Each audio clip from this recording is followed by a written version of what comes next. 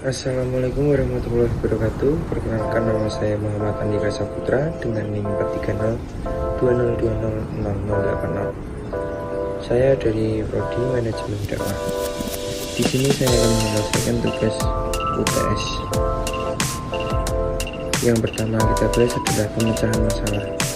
Pemecahan masalah dapat diartikan sebagai proses pengidentifikasian antara kondisi aktual dan kondisi yang diinginkan, serta kemudian mengambil keputusan untuk mengatasi perbedaan itu. Proses pemecahan masalah dibagi menjadi 7 bagian. Yang pertama, mengidentifikasi dan mendefinisikan masalah. Yang kedua, menentukan berbagai alternatif pemecahan. Yang ketiga, menentukan kriteria yang akan digunakan untuk mengevaluasi berbagai alternatif. Yang keempat, mengevaluasi berbagai alternatif. Yang kelima, memilih alternatif. Keenam, menerapkan alternatif yang dipilih. Dan yang ketujuh, mengevaluasi hasilnya, apakah telah diperoleh pemecahan yang memuaskan.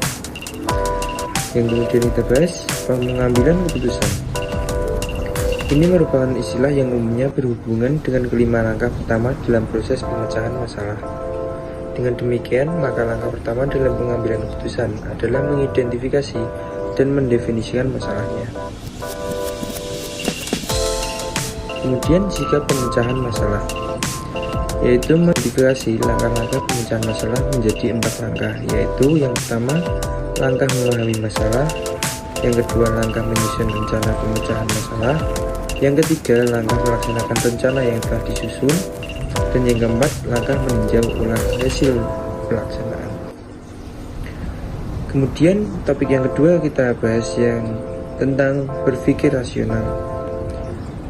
Para ahli mengungkapkan bahwa pemikiran rasional merupakan kemampuan seseorang untuk menarik kesimpulan yang terdasar dan dapat dibenarkan atau didukung oleh data, aturan, dan logika. Dari pengertian di atas dapat disimpulkan bahwa rasional merupakan kata sifat yang berkaitan dengan kemampuan seseorang berpikir relevan dan logis, didukung dan dipercaya, serta dibenarkan oleh aturan yang berlaku. Menurut Ricchetto dan Tregue, pada buku Analytical Process for School Leaders, berpikir secara rasional adalah kemampuan untuk mempertimbangkan aspek dan menganalisis relevansi informasi yang berhubungan dengan suatu kejadian, baik berupa fakta, opini, maupun data.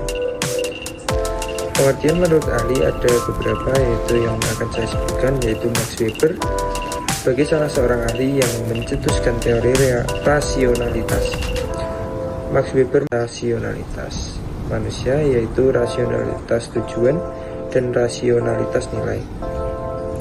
Kemudian ada John Dewey mengartikan rasional sebagai ide-ide yang diuraikan dalam larutan rasional lewat pembentukan implikasi, mengumpulkan dan memperkuat bukti, kemudian menyimpulkannya melalui kesaksian atau percobaan.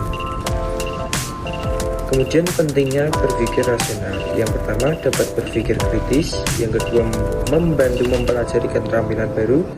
Ketiga, mendapatkan solusi terbaik. Dan keempat, mudah beradaptasi. Contoh dari rasional adalah seseorang yang ingin kaya, kemudian dia mencoba berbisnis makanan atau minuman dengan membuka warung bakso atau menjual minuman es degan atau yang lainnya. Contoh yang kedua, seorang pejabat diadili karena kejahatannya, dan seseorang harus belajar agar pintar. Dan contoh yang terakhir, seseorang diberi hadiah karena sedang menolong orang lain. Mungkin cukup sekian penjelasan dari saya. Mohon maaf bila ada salah kata. Wassalamualaikum warahmatullahi wabarakatuh.